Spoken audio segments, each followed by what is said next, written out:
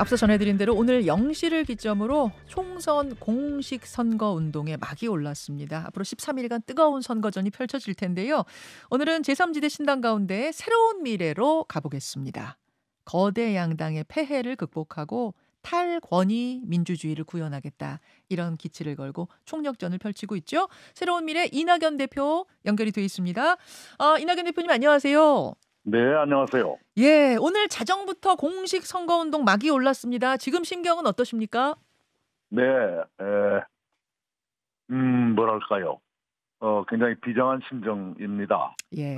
선거 상황이, 위험하게 흐르고 있어서 국민들께 이걸 어떻게 호소드릴까 하는 마음을 가다듬고 있습니다.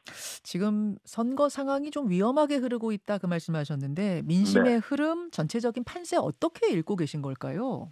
네, 현재는, 윤석열 정권 심판이 우위에 있는 것으로 보입니다. 예. 한동안 더불어민주당과 국민의힘이 서로 잘해서 점수가 올라가는 것이 아니라 상대방이 실수해주면 이쪽 점수가 올라가는 식으로 음. 주거니 받거니 하는 일이 계속됐는데요. 네. 요즘은 정권 심판이 우위고 특히 여기 광주는 정권 심판이 압도적인 상황입니다. 예. 그런데 전국을 놓고 볼 때 이렇게 더불어민주당과 국민의힘이 주거니 받거니 하면 결국은 지난 2년 동안과 똑같은 국회가 또 시작된다는 것이기 때문에 음. 대단히 위험하다 이렇게 보고 있고요.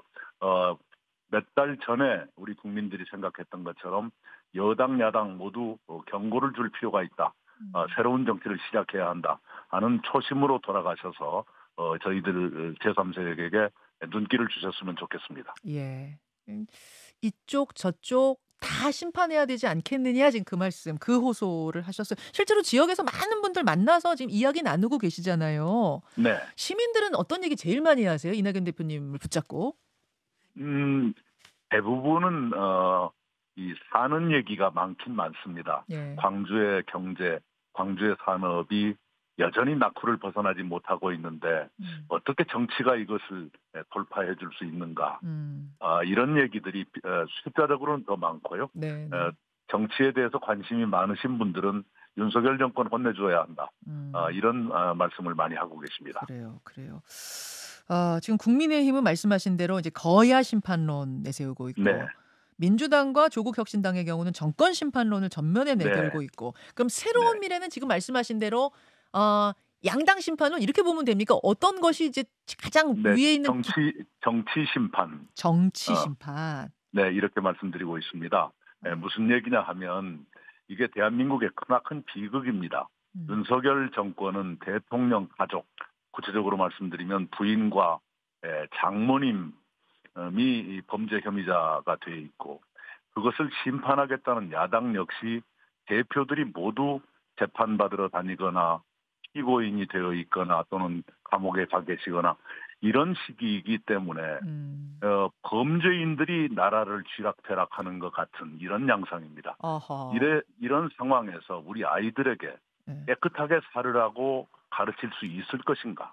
어. 이런 심각한 고민이 있는 것이죠. 대한민국 건국 이래 아마도 여야 지도부가 모두 사법 리스크를 안고 있는 이런 상황은 처음일 거예요. 아. 그래서 사법 리스크가 없는 세력, 없는 지도자, 여기를 최후의 보루 삼아서 살려주시는 것이 대한민국의 미래를 위해서 낫고 우리 아이들 교육을 위해서도 좋겠다. 이런 음. 말씀을 간곡히 드리고 있습니다. 그 조국 혁신당이 이렇게까지 약진할 거라고 많이들 예상을 못 했었잖아요, 애초에는. 네. 근데 지금의 이 선전, 지금의 약진은 어떻게 분석하세요? 우선은 상대적인 우위일 거라고 봐요.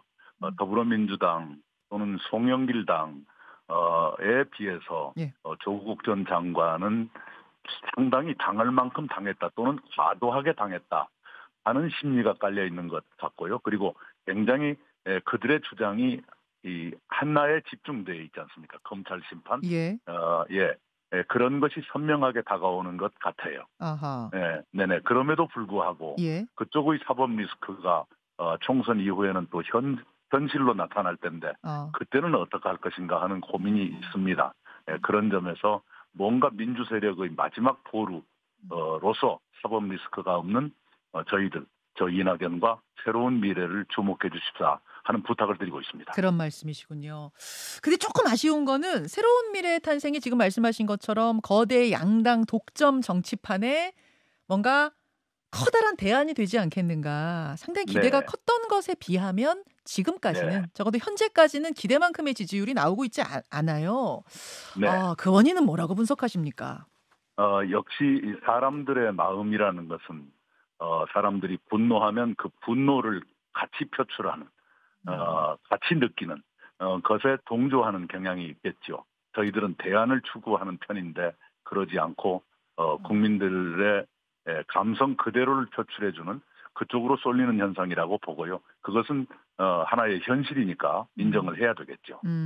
감정의 표출, 어떤 분노의 표출, 네. 이런 것을 좀 더 잘하는 당의 점수가 가고 있지 않나 그런 말씀이실까요? 네네. 그런 셈이지요. 음. 현재의 이 광주를 비롯한 호남 그리고 전국적인 여론 지형을 보면 예. 조국 혁신당이 음. 상당한 정도로 돌풍을 일으키고 있는 이유가 음. 윤석열 정권에 대한 분노를 집약해서 표현하고 있기 때문에 그쪽의 마음을 국민들이 주고 계시는 걸로 그렇게 이해를 합니다만 음. 그러나 곰곰 생각해 보면 총선 이후에 닥칠 일들은 그러면 어떻게 할 것인가 하는 음. 고민도 저희들은 안 할 수가 없는 상태죠. 알겠습니다. 알겠습니다. 지금 이제 뭐 지지율 얘기가 나와서 말인데 최근 발표되고 있는 여론조사에 대해서 새로운 미래가 문제 제기를 하셨더라고요. 이건 어떤 말씀일까요? 예, 우리 이 여론조사에는 늘 일정한 한계가 있지요. 제가 광주에 떨어져 있다 보니까 중앙당에서 어떤 문제 제기를 했는지 제가 듣지는 못하고 있습니다만은 음. 아마도 응답률의 문제 또는 어, 여론조사 기관에 따라서 어. 그 조사 대상이 어느 쪽으로 치우쳐 있다든가 하는 문제가 끊임없이 지적돼 왔지 않습니까? 예. 그런 것, 과소 표집, 어떤 보수 쪽이 많이 돼 있다 또는 진보 쪽이 또 많이 돼 있다 이런 식의 지적들이 여전히 있지 않는가 싶은데요. 음. 그 실제 흐름하고 여론조사 사이의 어떤 괴리 뭐 이런 부분에 네, 대한 지적이실까요? 네, 그렇죠. 그리고 실제로 우리가 선거 전의 여론조사와 예. 대표 결과가 많은 차이가 났던 일들을 많이 경험하고 있지 않습니까? 예예. 종로에 정세균 의원이 당선됐을 때라든가 서울시장 한명숙 오세훈 대결 때 어떻게 됐던가라든가 그걸 모두 기억하고 있죠. 그 자체 조사 뭐 여기서 수치를 밝히실 수는 없겠습니다만 당에서 자체로 조사하고 있는 그런 수치들과 지금 공개되고 있는 언론사들이 뭐 의뢰해서 조사한 수치와의 차이가 큽니까? 예, 또 크게는 10% 이상의 차이가 나는 걸로 이렇게 파악이 되고 있습니다만 그 숫자를 공개하는 것은 선거법상 금지되고 있습니다. 맞습니다. 상당히 큰 그 두 자릿수 정도의 차이까지도 벌어지는 그런 경우도 네, 있더라. 네, 그 네. 이낙연 대표님 출마하신 지역구도 저희가 저 조사된 것들 언론에 공개된 걸 좀 들여다보면은 민주당 민영배 의원하고 상당히 차이가 큰 여론조사들도 또 네, 네, 있었거든요. 네, 이것도 네. 좀 다르게 판단하고 계세요? 예, 그것보다는 많이 좁아지고 있을 거라고 보고요. 예. 실제로 그런 보고를 듣고 있습니다. 예. 당 차원의 대응책도 고민을 하고 계십니까? 네, 역시 고민 안 할 음. 수가 없지요. 안 할 음. 수가 없지만 그렇다고 해서 민심을 속여간다든가 그럴 수는 없는 것이고요. 어떻게 저희들의 진정한 마음을 국민들께 잘 전달할까 하는 고민을 늘 하고 있습니다. 알겠습니다. 새로운 미래 이낙연 대표 만나고 있습니다. 국회의원 지내셨고 도지사, 뭐 국무총리, 당대표 다 지내신 분이기 때문에 지금 나오는 어떤 정책 공약들, 네, 현안들 좀 더 넓은 시각으로 보실 수가 있을 것 같아 질문 드릴게요. 네, 먼저 여당이 내놓은 공약부터 보면 어제 한동훈 비대위원장이 국회를 세종시로 완전히 이전한다. 동시에 네, 여의도와 그 주변 지역은 고도 제한에 묶여 있었는데 그걸 풀어서 새로운 랜드마크로 개발하겠다. 이런 공약 내놨습니다. 어떻게 평가하십니까? 네. 그 헌법재판소가 노무현 정부 때 행정수도 이전이 관습헌법에 위반된다라는 판정을 했었죠. 예. 그래서 최소한 청와대와 국회 본회의는 옮기면 안 된다고 결정을 했었어요. 네. 그것을 무시하고 그걸 깨겠다는 것인지 아닌지. 그리고 제가 당대표 하던 시절에 그러니까 대선 이전입니다. 음흠. 그때 저희가 국회 기능의 대부분을 세종으로 옮긴다고 했을 때 국민의힘이 그 당시에 별로 도와주지 않았었는데 그때의 마음과 지금 마음은 어느 쪽이 진짜인지 그걸 묻고 싶네요.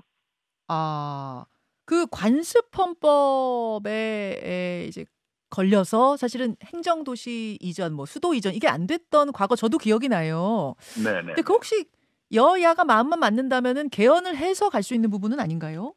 네, 헌법을 명시적으로 개정하면 가능하지요. 예. 그런데 한동훈 위원장이 말하고 있는 것이 거기까지인지는 확실치 않고요. 어. 분명한 것은 국회 본회의는 옮기지 못하는 것으로 그 당시에 헌법재판소의 결정이 나왔었습니다. 그런데 그것까지 다 옮기겠다는 것인지, 옮긴다면 어떻게 헌재 결정을 취집하겠다는 것인지 하는 것이 나오지 않았는데 그건 그 한동훈 위원장이 법률과 답지 않은 얘기죠.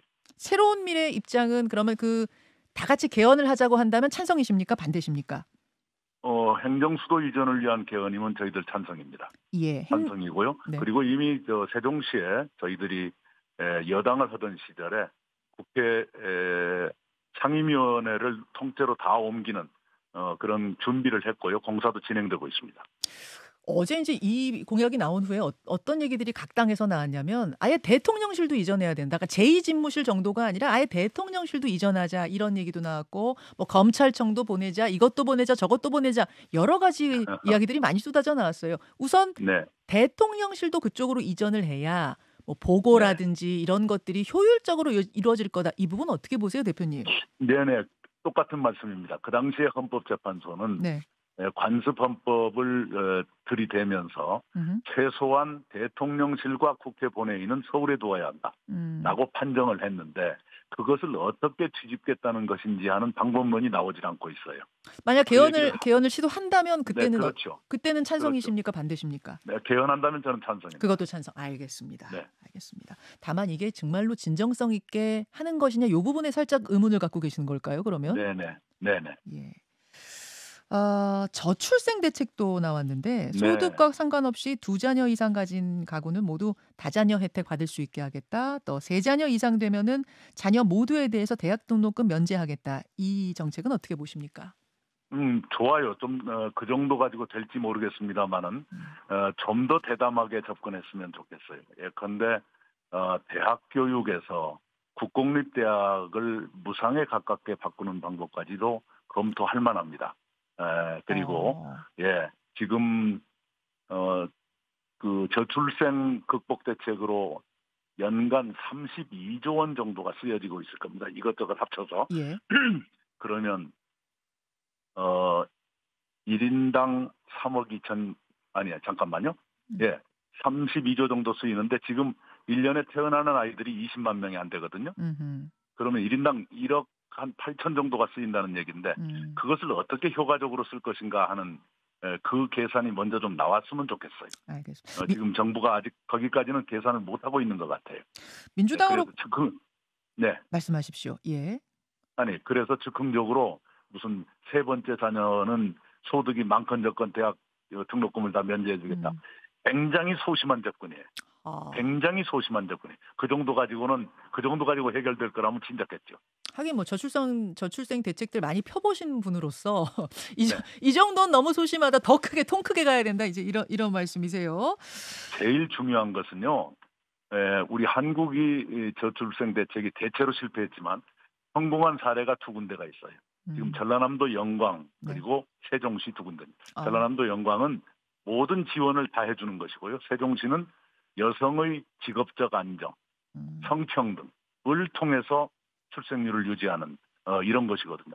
세종 모델로 가기 위해서는 민간 기업들의 협력이 필요한데 여성이 아이를 낳고 기르다가 돌아와도 내 자리가 그대로 있다. 손해보지 않는다. 하는 정도로 제도화돼야만 유럽형의 출생률 회복이 가능하거든요. 그것을 어떻게 할 것인가까지 내놔야 비교적 그 효과가 나타나는 그 대책이 될 수 있는데 아직 거기까지 못 가고 있어요. 굉장히 소심한 접근입니다. 다른 정당의 대책에 대해서 평가하시면서 동시에 새로운 미래의 공약까지 제안까지 해주고 계시는데요.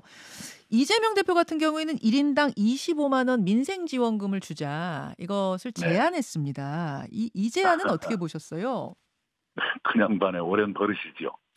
꼭 어. 선거 때 되면 그러는데 그렇게 해서 그 돈을 쓰면 그때는 이 소비 진작 효과가 나타나겠죠. 그런데 음. 그렇게 됐을 때 인플레는 어떻게 대처할 것인가?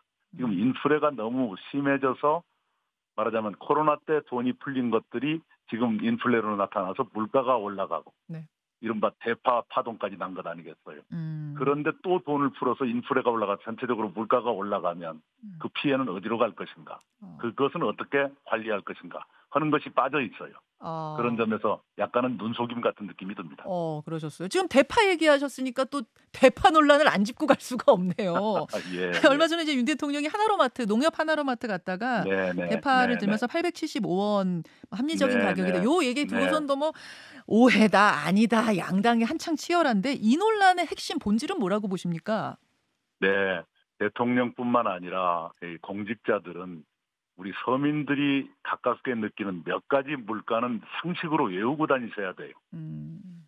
삼겹살 100g이 얼마인가, 2,000원이 넘었는가 안 넘었는가라든가 이렇게 몇 가지를 외우고 다녀야 돼요. 그것이 전혀 없으니까 이런 실수를 하는 것이고요.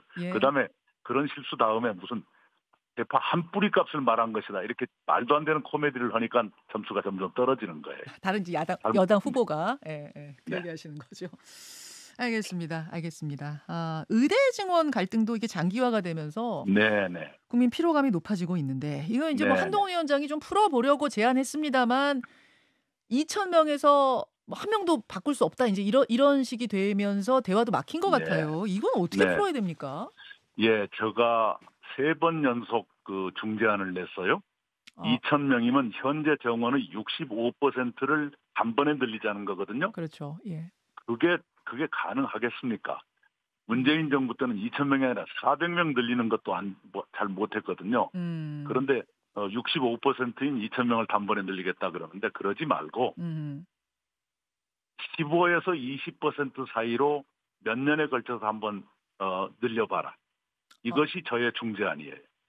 그리고 그거라면 의사단체가 받아들일 거라고 저는 봐요. 15에서 20%씩 단계적으로 가자는 말씀이세요? 그렇습니다. 몇 년에 걸쳐서 그렇게 하면 정부가 원하는 의료 인력 수급에 비교적 근접하게 될 거예요. 15에서 20이면 약 500명 안팎 정도씩 몇 년 동안 늘려봐라. 그런 얘기거든요. 근데 정부에서는 이거 한번 물러나면 예전에 400명 못했던 그것처럼 그렇게 하지 않고 이번에 하여튼 강하게 가겠다. 할 때 해야 된다. 뭐 이런 취지 같더라고요. 지금 윤석열 정권 사람들이 서부 영화를 너무 많이 본 것 같아요. 그렇습니까? 예. 무슨 얘기냐 하면 단번에 영화에서처럼 단번에 뭐든지 이렇게 막 해결되고 그럴 거라고 보는 것 같아요. 그렇지가 않습니다. 아마도 대통령실 근방에 있는 분들은 레건 대통령이나 영국 대처 총리가 강경책으로 노조를 진압했다. 그것만 기억하고 있는 것 같아요. 그러다가 어쩌다가 이 효과를 거두는 수도 있지만 그것으로 생기는 여러 가지 사회적 갈등이라든가 낭비 그리고 지금 만약 의료 대란이 더 장기화된다면 이 파동의 상처가 10년 후까지 나타날 수가 있어요. 그때의 피해를 생각해서라도 지금 어떻게든 연착륙시키도록 노력을 해야 되고 그 방법은 제가 제시한 15 내지 20%씩 몇 년 동안 단계적으로 한번 늘려봐라. 그것이 맞을 거예요. 알겠습니다. 여기까지 오늘 다양한 현안들 두루 짚어봤습니다. 공식 선거운동 첫째 날 새로운 미래 이낙연 대표 귀한 시간 내주셔서 고맙습니다. 네, 감사합니다.